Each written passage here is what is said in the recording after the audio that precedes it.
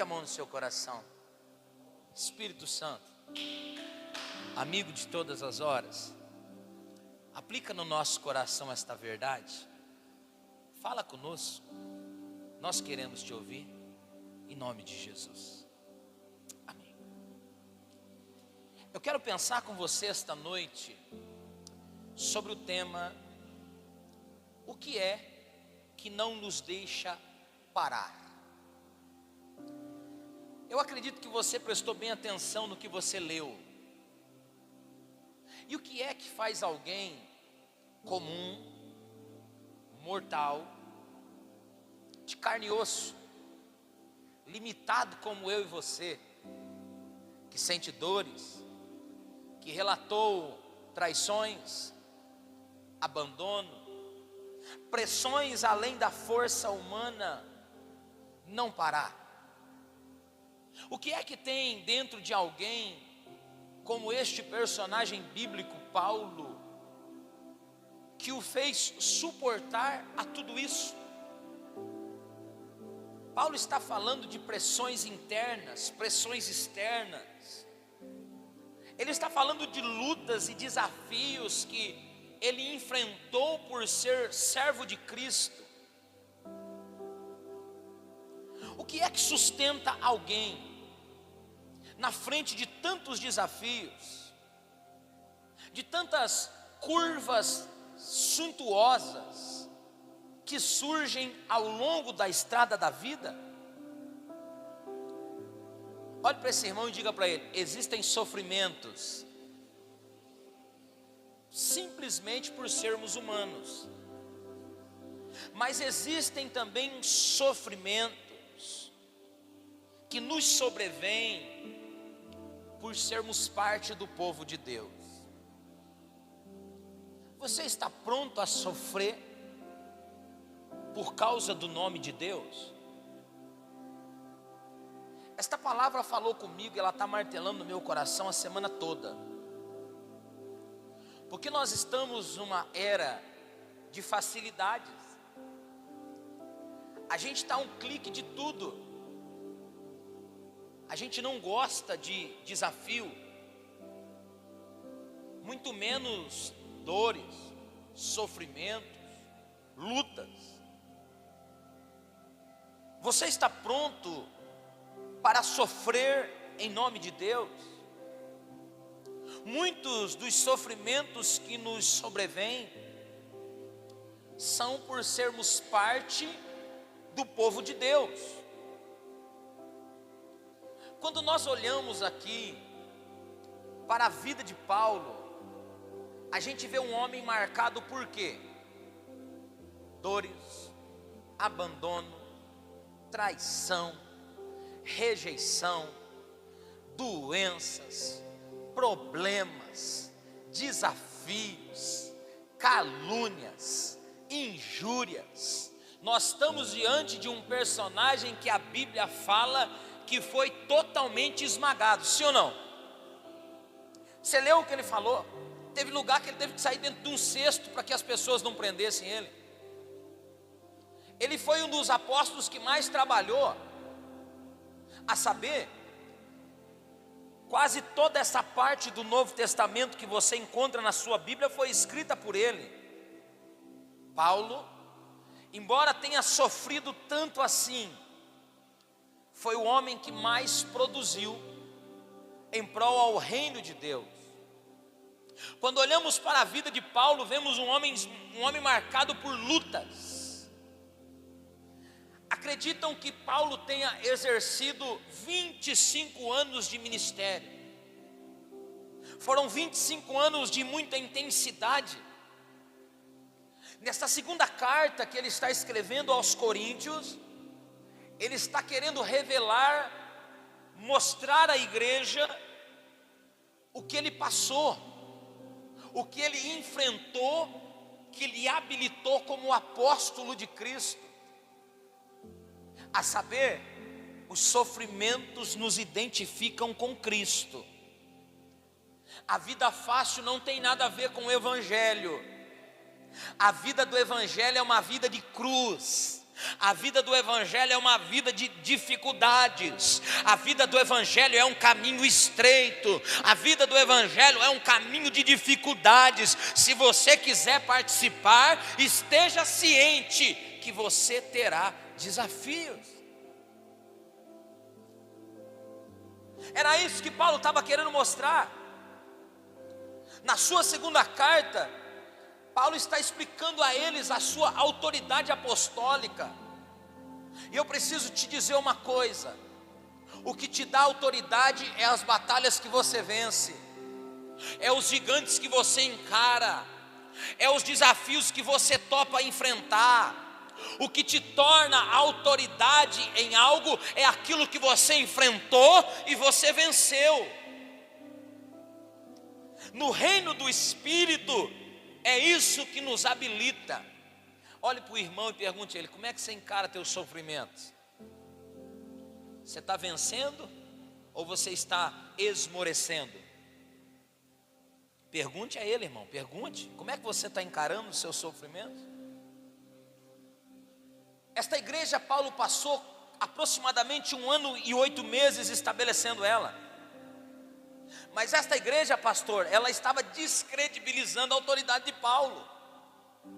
E Paulo agora, ele está escrevendo para mostrar a eles o que ele enfrentou. Eles estavam caindo no conto de fadas dos judaizantes. Os judaizantes apresentavam aos novos convertidos à fé cristã uma vida com Deus sem sofrimentos. Os judaizantes, eles pareciam muitos dos que aparecem no nosso meio hoje e que dizem que a vida com Deus é uma vida de facilidade. Paulo, aqui no capítulo 4 desta carta, ele estava mostrando àquela igreja o que lhe tornava um autêntico apóstolo de Jesus. Paulo está falando dos seus sofrimentos, Paulo está falando das suas batalhas, Paulo está falando daquilo que o habilitava como um bom soldado de Cristo. Perceba, Paulo não fala de lutas que ele enfrenta por ser um mero mortal. Se você ler o capítulo 4 e o verso 1, ele está falando que por ser um servo de Cristo, pela misericórdia de Deus ter lhe concedido tal vocação, ele estava de pé, não desanimado.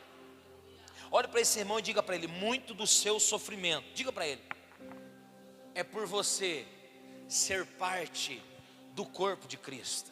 Não, olhe para ele e diga para ele: muito do seu sofrimento é por você ser parte do corpo de Cristo, é por você ter aceitado servir a Cristo. Muitos dos teus desafios é por conta da vocação que Deus te deu. Mas talvez a pergunta que valeria a pena a gente fazer é a seguinte: por que é que esse homem não parou? Por que é que esse homem enfrentou tanto sofrimento e ele permanecia de pé encarando tudo isso? O que era o combustível de Paulo? O que fez Paulo ser o homem mais influente depois de Jesus no Novo Testamento? Por que Paulo não parou? Por que Paulo não desistiu? Por que Paulo não entregou os pontos? Por que Paulo não quis parar com esse negócio de ser evangélico? Por que Paulo não quis abandonar a ideia de ser um comissionado, um missionário, um apóstolo de Cristo? Tem até uma canção que diz que por nós parava agora, não é? Porque você sente no seu corpo muitas das vezes as pressões, não sente?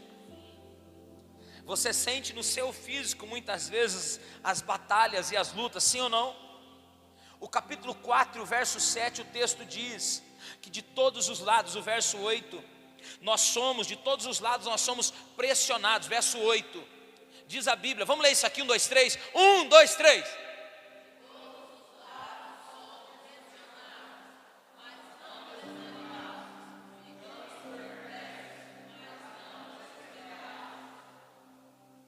Segue.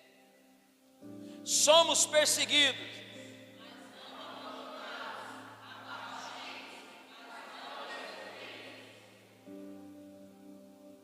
Vamos lá?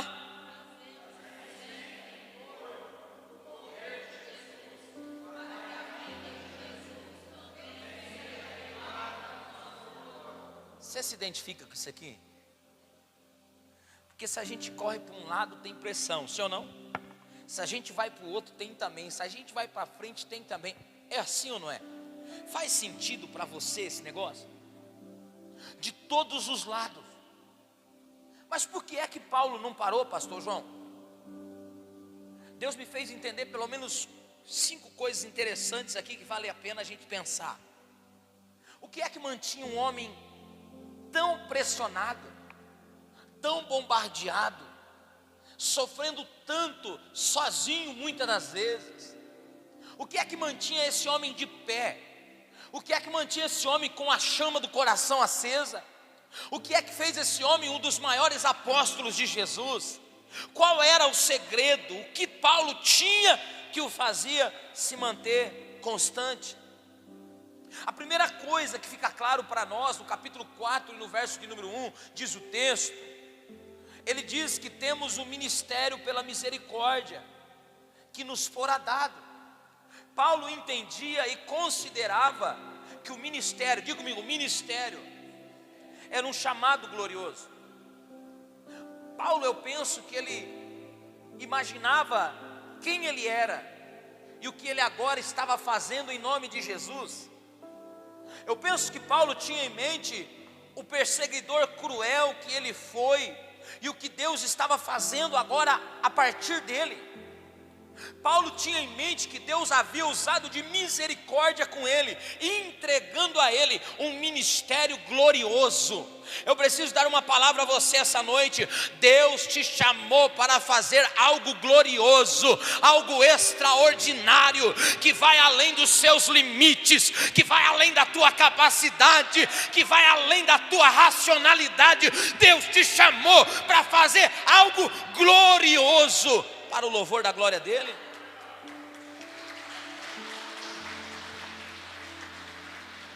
Se você observar o capítulo 3 e o verso 9 da segunda carta, olha o que Paulo diz.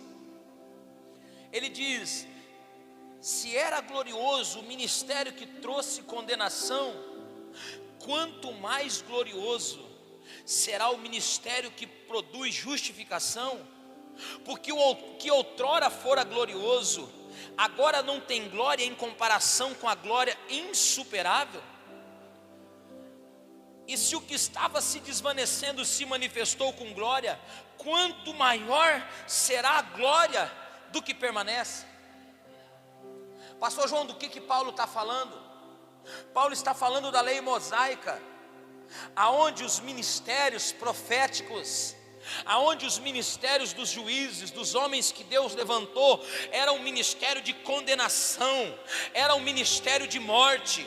Mas agora na graça, o que Paulo está falando, que o ministério que Deus deu a ele, que o ministério que Deus deu a nós, é um ministério que gera vida nas pessoas. Nós somos ministros de uma nova aliança, de uma aliança da vida e não da morte, de uma aliança da graça e não da condenação, de uma aliança do favor e não da maldição.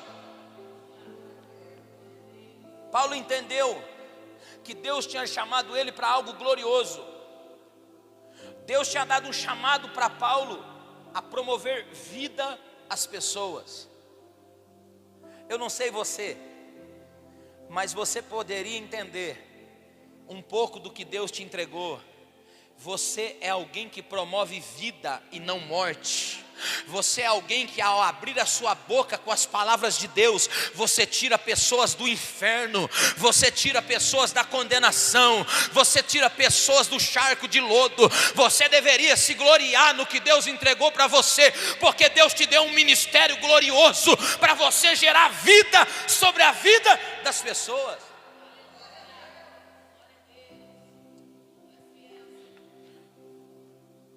Paulo considerava o chamado de Cristo para ele um privilégio. Olhe para o irmão e diga para ele: é privilégio, irmão, ter sido chamado por Cristo. Porque tem muita gente no inferno hoje,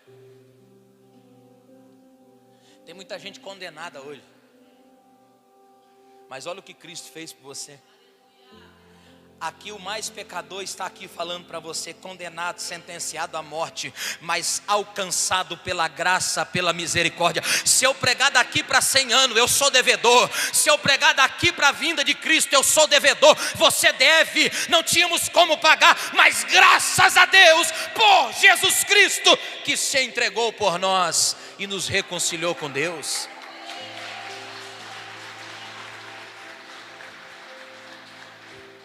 Olha o que ele diz no capítulo 1 da primeira carta a Timóteo, e no verso de número 12. Olha o que ele diz. 1 Timóteo 1 e 12. Eu dou graças a Deus, a Jesus Cristo, nosso Senhor, que me deu força e me considerou fiel. Aleluia. Me designando ao quê? Vamos ler o 13. A mim fui blasfemo, perseguidor, insolente. Deus, porém, aleluia, foi misericordioso comigo, pois sendo ignorante, agi em incredulidade. Eu de você dava graças a Deus. Você tinha que andar de joelho porque Deus te chamou. Você tinha que andar rendendo glórias a Deus até o fim da tua vida, porque quem era nós para Deus nos chamar? Quem era eu? Quem era você? A gente esquece com facilidade quem nós éramos. Olha o que ele diz no verso de número 17. Ao Rei eterno, o Deus único, imortal, invisível, seja honra, glória para todos sempre, por séculos dos séculos. Amém. Para Paulo, o ministério, diga comigo, o ministério não era um fardo. Essa consideração de Paulo, sabe o que ela causava nele?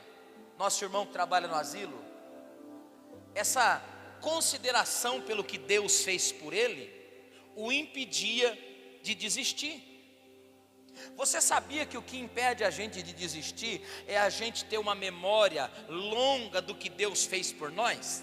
Você sabe o que nos impede da gente desistir? É a gente saber aonde Deus foi para nos alcançar. Você sabe por que Paulo, enfrentando tudo isso que enfrentou, sendo açoitado, sendo rejeitado, sendo traído, sendo caluniado, sendo muitas vezes esquecido, isso fazia com que Paulo entendesse que o que Deus tinha feito por ele. Meu irmão, em nome do Senhor Jesus, tenha consideração pelo que Deus fez por você. A consideração irá te impedir de desistir no dia mau, irá te manter de pé, mesmo em frente aos maiores dias difíceis da tua vida.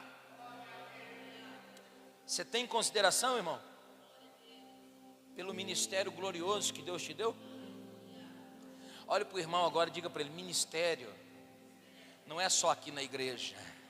Ministério é a tua casa, ministério é a tua família, ministério é o teu trabalho, ministério é tudo aquilo que você faz, quer comais, quer bebais, seja para a glória de Deus. Tudo que você faz lá é ministério, é graça, é favor, é Deus quem deu, é Deus quem fez, é Deus que foi bondoso com você. Não desperdice isso. Considere essas coisas antes de desistir. Pastor, mas de vez em quando eu sinto vontade. O senhor também não sente? Claro. E se eu falar que eu não sinto vontade, eu estou mentindo. Só que daí vem uma voz silenciosa e diz assim, ó, e diz assim, mais ou menos assim, ó: lembra quando estava por um fio para desistir?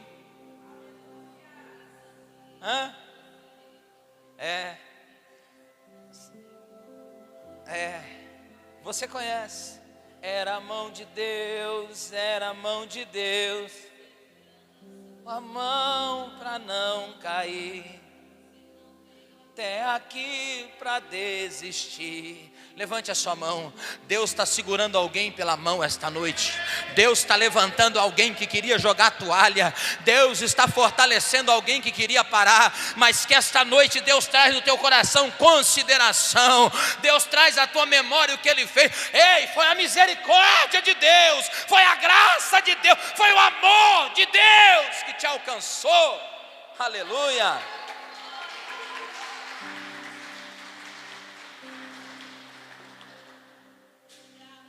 Pastor João, por que Paulo não entregou os pontos? Diga comigo, porque ele entendia que carregava algo de valor dentro dele. É pecado andar com aquela cara de quem toma mamadeira de vinagre, tá? Aquela cara, sabe assim? Tem gente que entra num ambiente como esse aqui, irmão, e consegue, sabe? Ele consegue tirar e fica, sabe? Com aquela cara de maracujá de gaveta. Pastor, por que Paulo não entregou os pontos? Porque ele entendia que ele carregava algo, diga-me, algo de valor dentro dele. Está no verso 7, capítulo 4. Eu vou até meia-noite hoje, eu não estou nem vendo. Olha, tem gente que fica, oh, glória. Capítulo 4 e o verso 7. Mas temos o quê? Quem achou, lê para mim.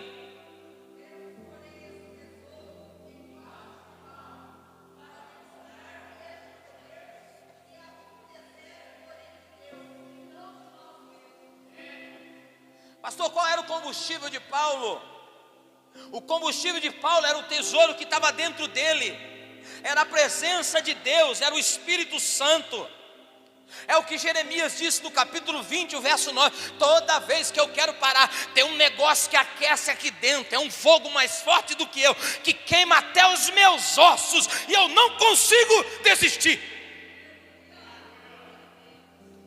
Nós não paramos por causa disso, por nós mesmos, pela nossa força, pela nossa suficiência, pela nossa capacidade, a gente parava agora, mas não é nada sobre nós, é tudo sobre Ele, é algo aqui dentro que é mais forte do que qualquer outra coisa. Nós não podemos nos concentrar no vaso, mas sim no tesouro que está dentro. Tem algo de valor aí dentro, tem algo que se move aí dentro, tem algo que ferve aí dentro, é a presença de Deus. Quem tem a presença de Deus, celebra Ele essa noite.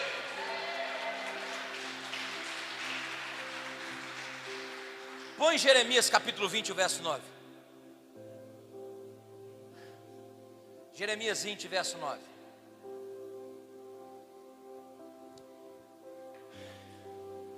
Vamos ler isso aqui? Olha o que o profeta diz, o profeta. Mas eu digo, não mencionarei, nem mais falarei o seu nome. Ele diz para ele, ó, vou parar com esse negócio de ser profeta, vou parar com esse negócio de servir a Deus, eu vou parar com esse negócio de falar para os outros de Deus. E aí ele diz o seguinte, mas eu digo, não mencionarei nem falarei mais o seu nome. E aí tem um negócio, o que é o negócio que está dentro? Digo-me, é um fogo que arde no coração, que é retido nos meus ossos.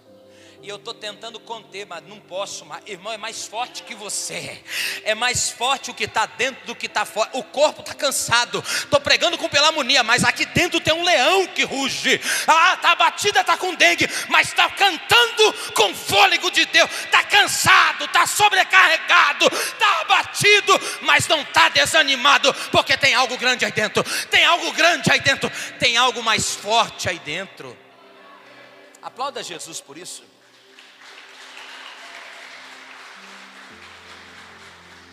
Olhe para o irmão e diga para ele, não foca no vaso.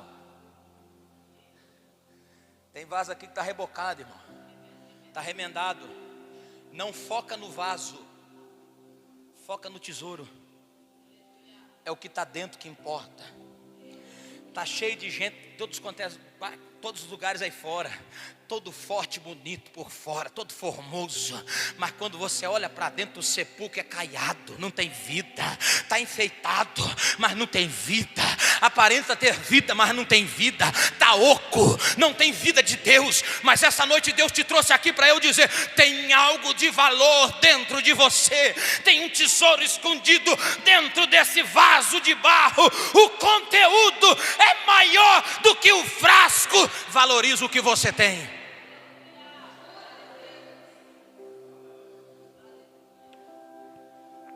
Diga comigo: eu tenho um tesouro aqui dentro. Eu não sei como é que você cuida das coisas de valor, mas Deus cuida bem do que Ele tem, amém? Deus cuida bem do que Ele tem, amém? Ei, quando as pessoas vão mandar um malote com muito dinheiro, elas não mandam no malote todo enfeitado. Elas mandam às vezes nos envelopes que não tem nem cor, para que as pessoas não percebam o que tem dentro. Era mais ou menos isso que Paulo estava querendo dizer. O vaso por fora não tem aparência nenhuma, mas o que vale é o que está dentro. O que vale é o que tem dentro. E o que tem dentro é a vida de Deus. O que tem dentro é o Espírito de Deus. O que tem dentro é o fôlego de Deus. Tem um tesouro escondido aí dentro. Olhe para o irmão e diga para ele assim: você não seria tão afligido se não tivesse algo de valor aí dentro. Não, diga para ele, irmão, até ele entender, para ele desamarrar esse bico, essa cara de delegado. Diga para ele: você não seria tão afligido se não tivesse algo de bom aí dentro, se não tivesse algo de valor aí dentro. Ei, ladrões não arrombam casas vazias. Se o ladrão está pressionando é porque tem algo aí dentro. Se o ladrão está apertando é porque tem algo aí dentro. Ei, tem algo de valor aí dentro.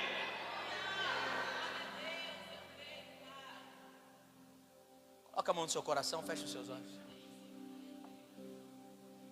Diga: Espírito Santo, me faz enxergar o que eu tenho aqui dentro,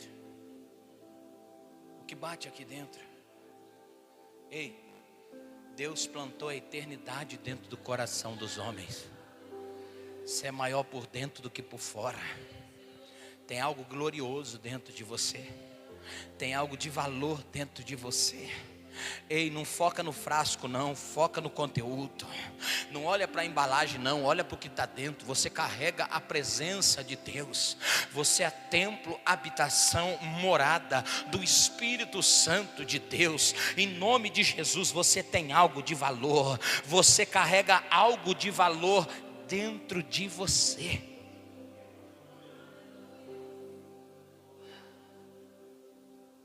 Quando você pensar em parar, lembra do que está aí dentro. Lembra do fôlego de vida que está aí dentro.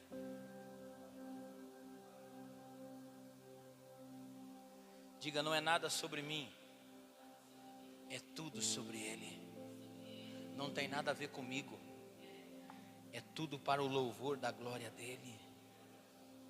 O verso 7 diz: o tesouro em vasos de barro, para mostrar que esse poder, que a tudo excede, provém de Deus e não de nós. Capítulo 4 de Corinto. Diga comigo: o que tem aqui dentro não tem nada a ver comigo, tem a ver com o Espírito de Deus. É Ele que está aqui dentro. Capítulo 4, verso 7, segunda carta. É o Espírito Santo que está aqui dentro.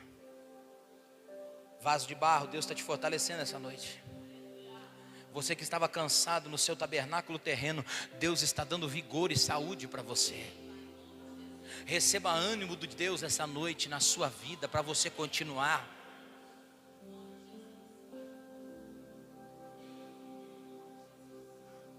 Olhe para o irmão e diga para ele: ladrão não arromba casa vazia. O inferno não teria dobrado a aposta se não tivesse valor aí. O diabo não atentaria tanto, não lutaria tanto, se não tivesse algo de significado e de valor aí dentro.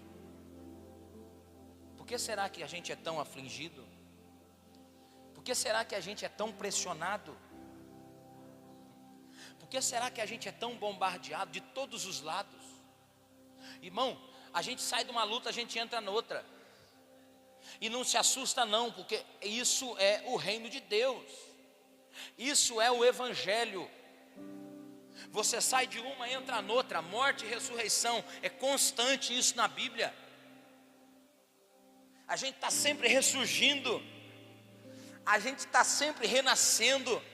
Tem pessoa aqui que você sabe melhor do que ninguém o que você enfrentou, as pressões que você enfrenta, as batalhas que você enfrenta, mas graças a Deus por Jesus Cristo que nos faz triunfar constantemente. E olha onde você está.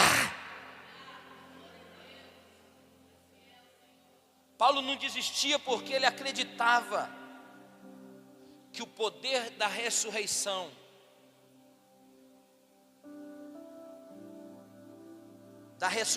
de Jesus se aplicava à morte dele.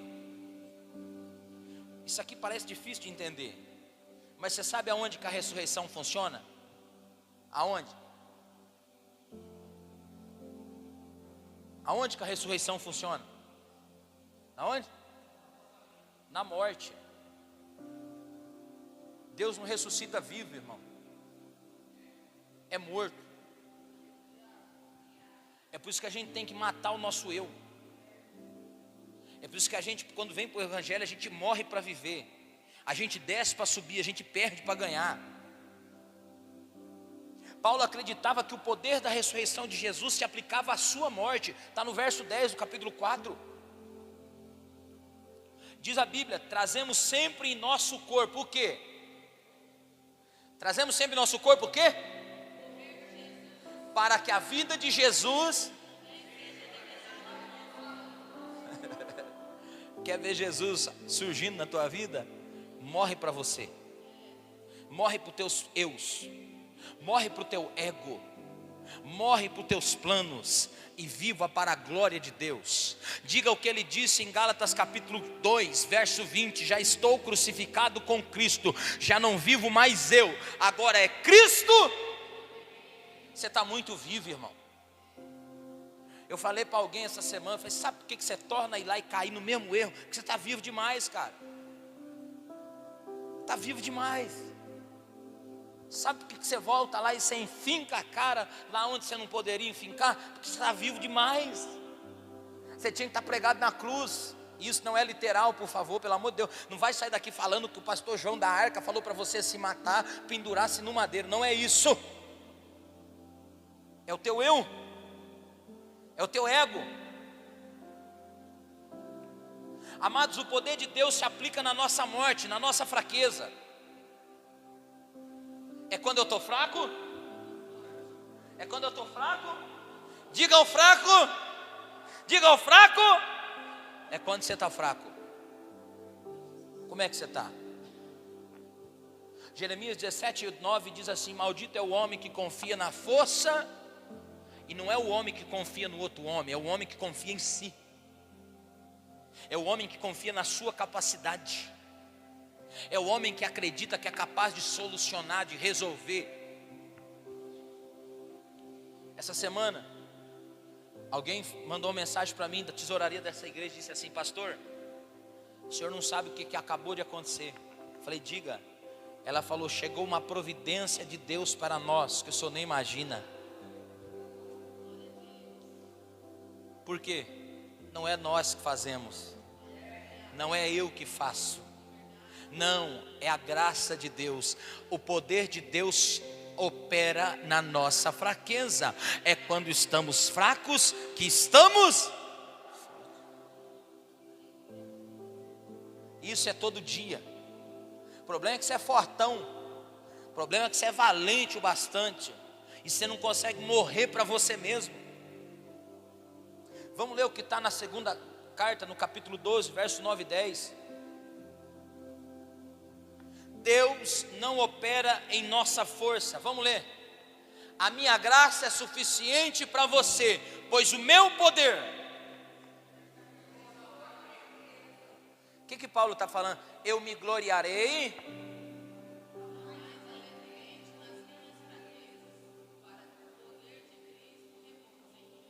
Você quer que Jesus apareça na sua vida? Você já sabe o que tem que fazer. Morre para você. Morre. Deixa Jesus aparecer. Faz que nem a tartaruga, de vez em quando você põe a cabecinha para fora assim, ó. Fala, Jesus, ó, e que diminua eu, para que tu cresça, Senhor, mais e mais. No santo dos santos, a fumaça me esconde, só teus olhos me vê. Debaixo de tuas asas é o meu abrigo, meu lugar secreto, só tua graça me basta.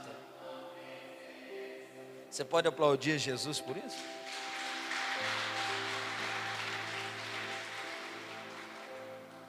Ah, mas é meu direito. Não, irmão, nós não temos direito de nada, não. Não briga não, não vale a pena.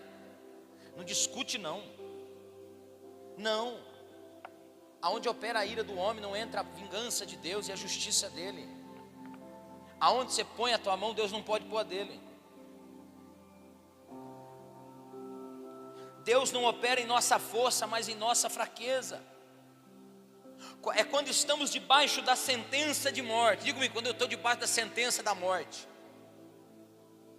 é que o poder da ressurreição funciona. Vamos ler o capítulo 1, o verso 9, o verso 8, o verso 9 e o verso 10. Eu quero que você entenda isso aqui, em nome de Jesus. Irmãos, eu não quero que vocês desconheçam o que? As que sofremos na província, que foram muito além, diga comigo, foram muito além da nossa capacidade de suportar, a ponto de perdermos a esperança de escapar. Você já passou por algo parecido com isso? Você já teve num momento assim que veio algo que você falou, agora acabou, agora já era, não tem mais saída, não tem mais solução, não tem mais jeito? Quem já se viu assim? Debaixo de uma sentença. Aí o verso 9 diz a Bíblia: de fato, para que não confiássemos mais em Deus. Pastor, estou debaixo de um decreto. Pastor, estou debaixo de uma sentença. Pastor, estou debaixo de um diagnóstico. Pastor, estou debaixo de uma palavra. Em nome de Jesus, o Deus que ressuscita mortos, Ele nos livrou e nos livrará de tal perigo de morte. Nele nós depositamos toda a nossa esperança de que Ele vai continuar a nos livrar até aquele grande dia. Quem recebe essa palavra?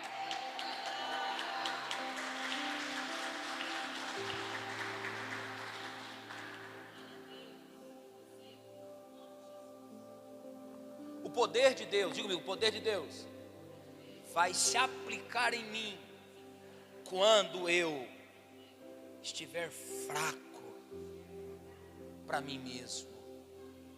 É por isso que o jejum não muda Deus, mas ele muda você. Você não faz jejum para obter bênção, você faz jejum para matar a tua carne. Você faz jejum não é para trocar com Deus. Quem ensina isso aí é maldito, é blasfemo, é contra as verdades de Deus. Jejum é para mortificar tua natureza carnal. E eu tenho certeza que os planos de Deus são bem maiores e melhores do que o nosso, são não? Sim ou não? Porque eu bem sei os planos que tenho a vosso respeito, planos de fazer-os prosperar, planos de os abençoar, e não planos de guerra para vocês. Diga para esse irmão, Deus tem o melhor para você. Aceite a vontade dEle. Quem é que lembra de Abraão? Você lembra dele? Lembra de Abraão? Quando foi que Deus deu a Abraão o presente, o filho prometido? Quem lembra? Com quantos anos ele estava? Quantos anos?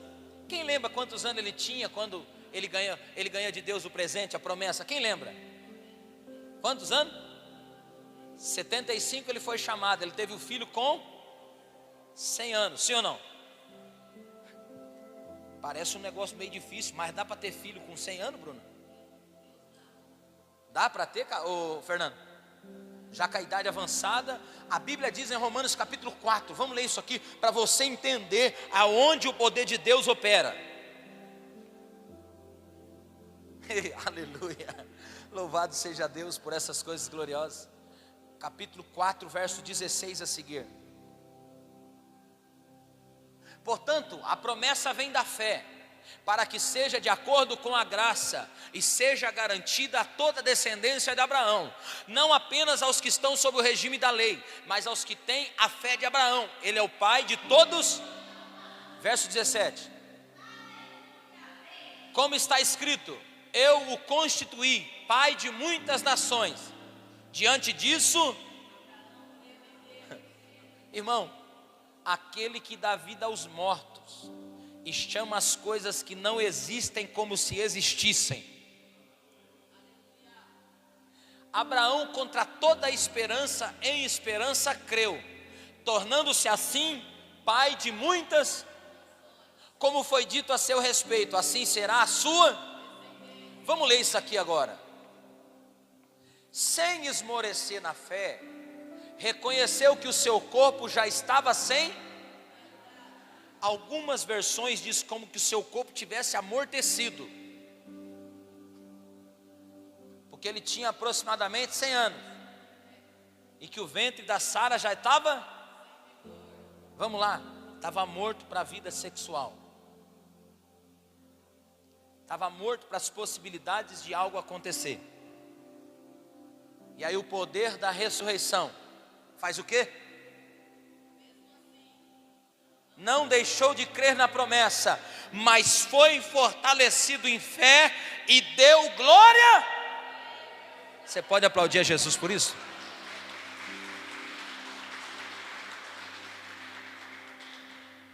Foi quando Abraão e Sara, que já estavam fisicamente amortecidos, que o poder da ressurreição de Jesus, de Deus, permitiu eles terem um filho prometido. Ei, o Deus que ressuscita os mortos é suficiente para qualquer dificuldade da vida.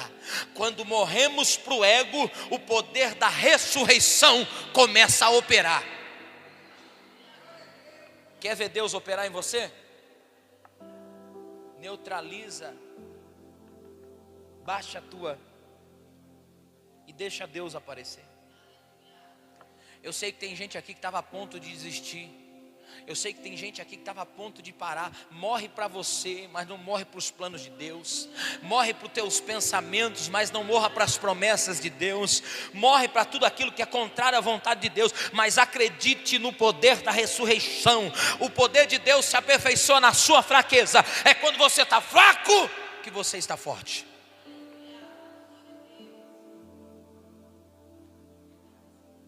Pastor, por que Paulo foi resiliente até o fim? Está no verso 13. Diga comigo, porque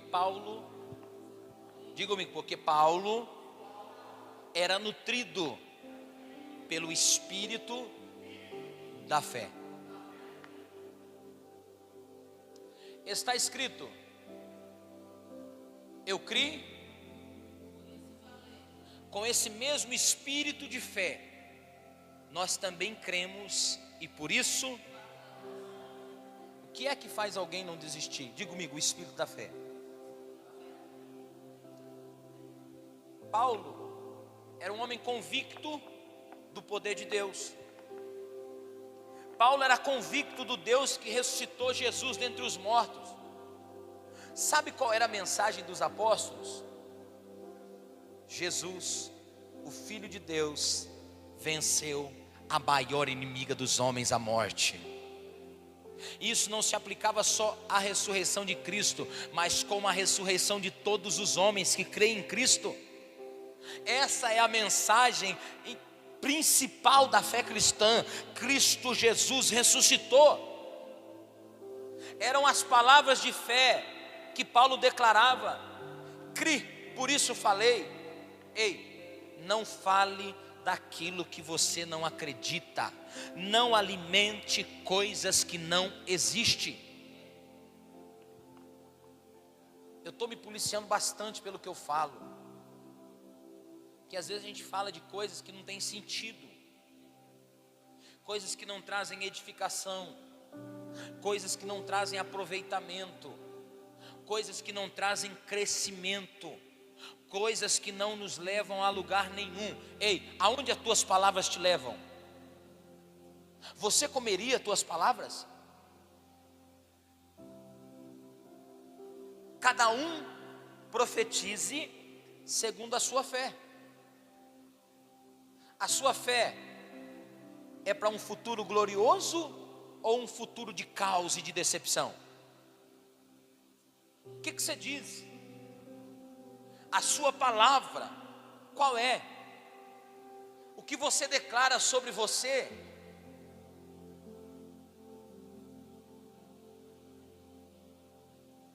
Olhe para o irmão e diga: está tenso aqui hoje, mas vai melhorar.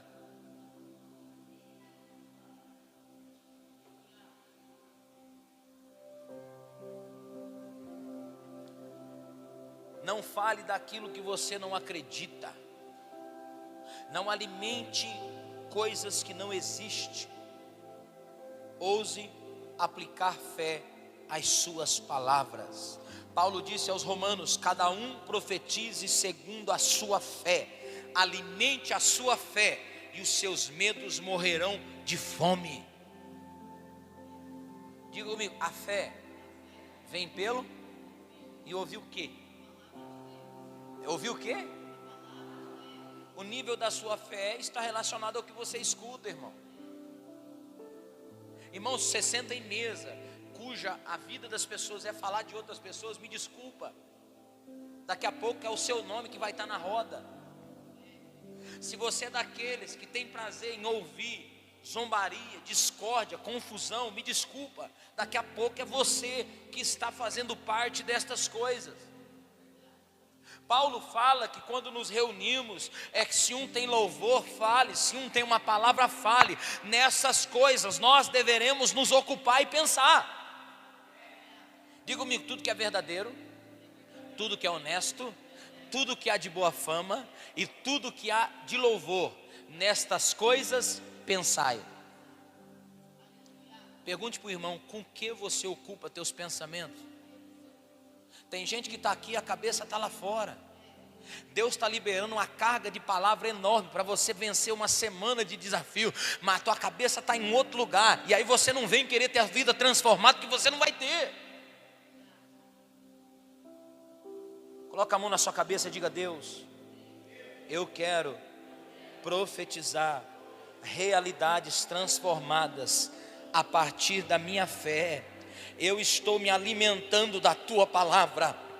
A tua palavra eu escondi no meu coração para eu não pecar contra ti, e a tua palavra me sustentará até aquele grande dia. Quem concorda com essa verdade, aplauda ao Senhor.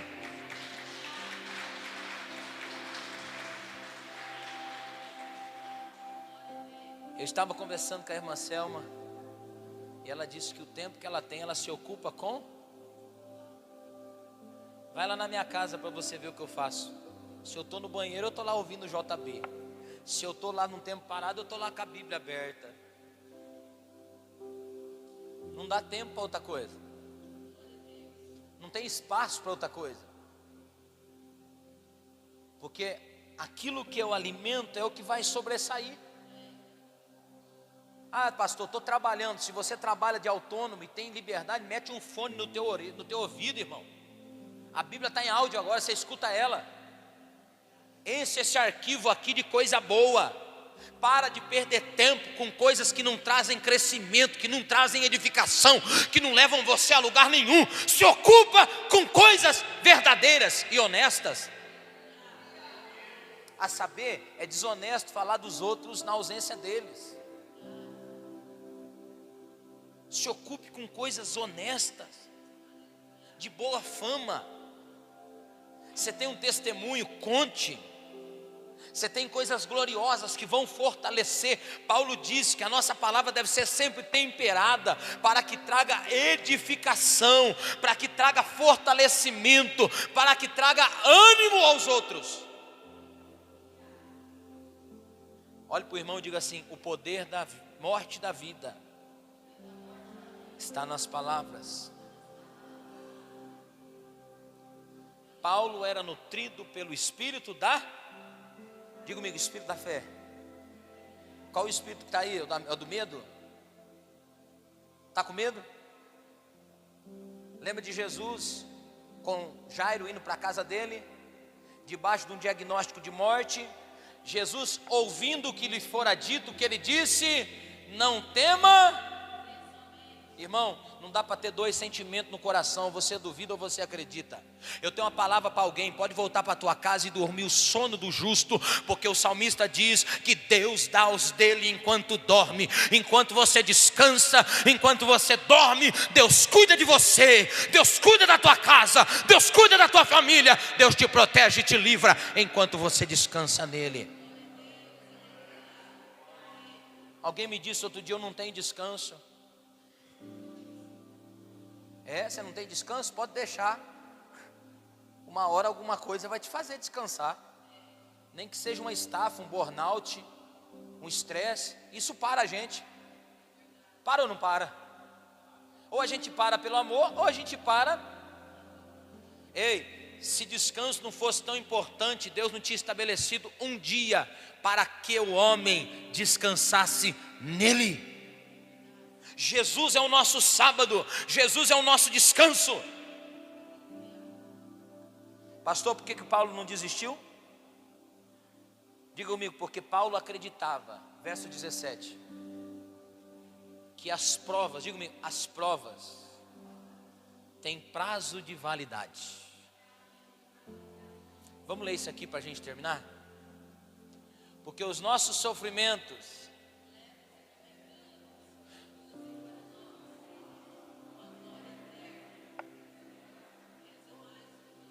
vamos voltar para o 16 e a gente lê o 17.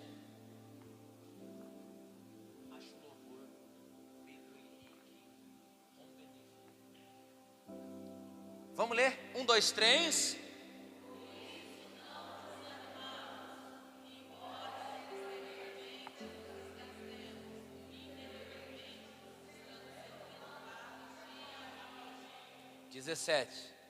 Pois os nossos sofrimentos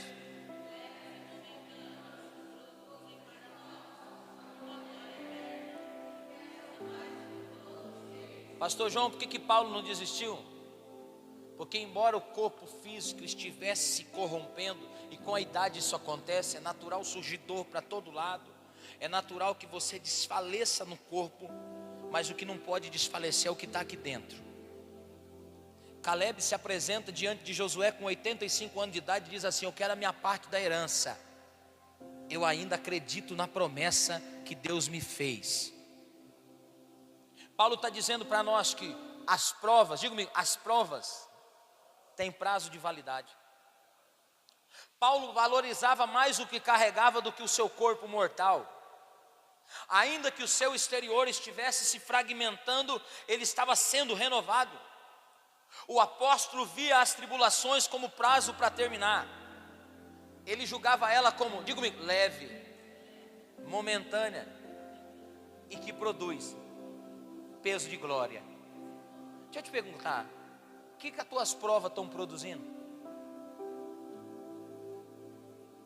Ai, me dá um circo-tico, me dá um negócio, eu fico avexado, fica se batendo. A prova produz alguma coisa.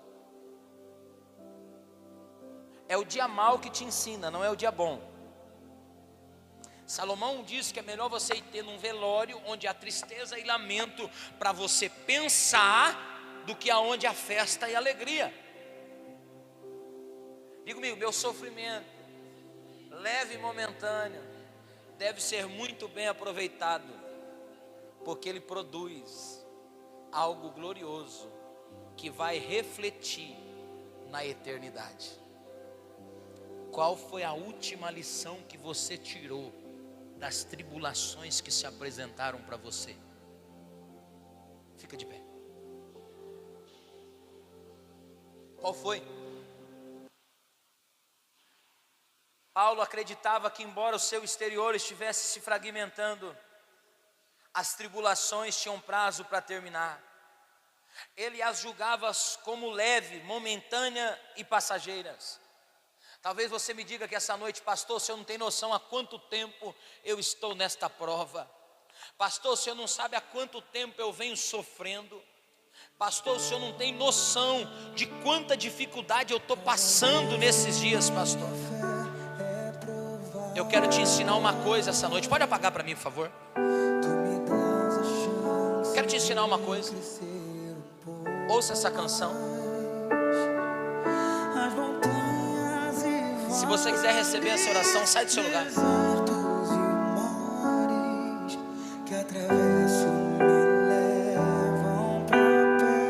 Quanto mais provado, mais aprovado. Quanto mais abatido, mais fortalecido. Pastor, por que Paulo não parou? Porque Paulo não estava com os olhos nas coisas visíveis. Se diante de mim não se abrir o mar, Deus vai me fazer andar por sobre as águas. Vem, rompendo em fé, minha vida se revestirá do teu poder. Rompendo em fé, com ousadia vou mover o sobrenatural. Vou lutar e vencer, vou plantar e colher. A cada dia vou viver rompendo em fé. Feche seus olhos. Cada vez que a minha fé é provada, tu me dás a chance de crescer um pouco mais. As montanhas e vales. Por que é que você não desistiu? Porque tem um negócio mais forte, né? Por que que você nunca parou? Porque a prova tem prazo de validade, uma hora ela passa. Por que que você nunca parou? Porque eu sei que tem algo que é mais forte do que eu, que bate aqui dentro. Porque Deus não falha. E se diante de mim não se abrir o mar, Deus vai me fazer andar por sobre. Tem algo de valor aí dentro. Rompendo em fé, minha vida se revestirá. Por favor, orem, orem, ponham as mãos, diáconos, diaconisa, cooperadoras, orem, abençoe esse povo. Vou lutar e vencer, vou plantar e colher. A cada dia vou viver rompendo em fé. Aleluia. A cada dia vou viver rompendo em fé. Pastor, o que não vai me deixar parar? A cada dia vou. O espírito da fé. Rompendo em fé. O que eu alimento, o que eu carrego. Pastor, o que não vai deixar eu desistir, pastor? O que eu carrego dentro de mim. Pastor, o que não vai me impedir de tombar, de desistir, é eu ter certeza, convicções sobre o poder da ressurreição de Jesus que opera em mim, na minha fraqueza.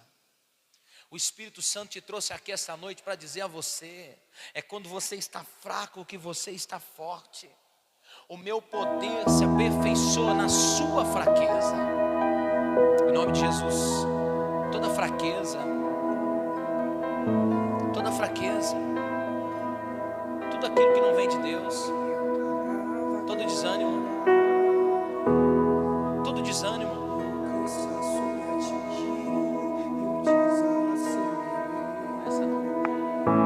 feche os seus olhos, em nome de Jesus. Vem cá, em nome de Jesus, feche os seus olhos, feche os seus olhos. Parei pra respirar um pouco e não desisti.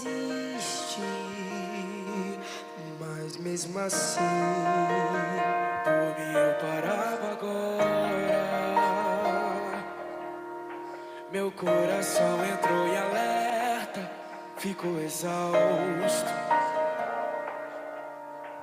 Eu sinto um medo que me aperta. Feche seus olhos. E me deixa assustado. Feche seus olhos. Por mim eu já teria tempos parado. Quem é que nunca sentiu vontade de parar? Mas toda vez que eu tô cansado, Jesus me abastece e me deixa claro que Ele não quer me ver prostrado. É difícil, cansativo, mas Ele tá lado a lado, me enviando qualquer recurso, me aliviando e me deixando mais seguro. E toda vez que eu quero parar, Ele aparece pra me fazer avançar. Por mim eu já teria desistido, mas por Ele eu chego lá. Levante a sua mão. Foi por causa dele que eu ainda não parei nem desisti. Foi por causa dele que eu levantei e decidi seguir. E é por causa dele que eu ainda continuo a lutar. Por causa de Jesus que sempre me conduz, eu sei que eu chego lá. Porque quando eu não der conta, Ele vai me ajudar.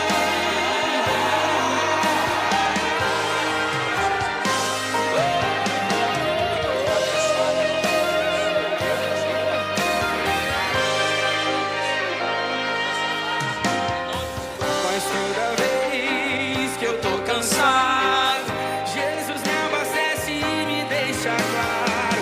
Ele não quer me ver prostrado.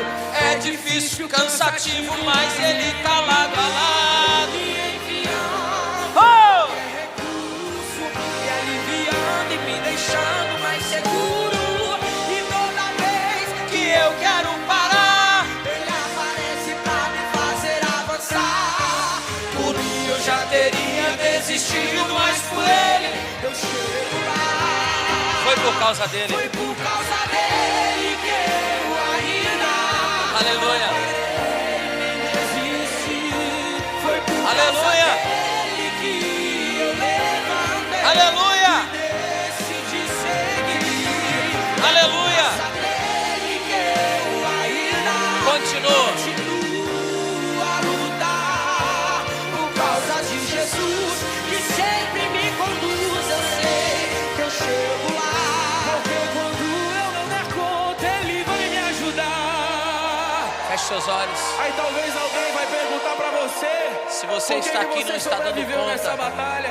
tem força O que de que te Deus manteve de pé? sobrevindo sobre você. Aí tu vira pra essa pessoa: Tem graça de fala Deus assim, vindo sobre a sua vida. foi por causa dele. O poder de Deus está aperfeiçoando em você. O poder de Deus está te renovando essa noite. O poder de Deus está te encorajando essa noite. O poder de Deus está te comissionando essa noite. Não pare. Não baixe a guarda. Não desista. Não olhe para trás. Prossiga. Avance. Ei, vai ter fruto o seu penoso trabalho. Vai ter fruto. Vai ter fruto. Vai ter fruto. Vai ter fruto. Vai ter fruto. Vai ter fruto. Vai ter fruto. Vai ter fruto. Vai valer a pena. Vai valer a pena. Vai valer a pena. Vai valer a pena. Vai valer a pena. Vai valer a pena.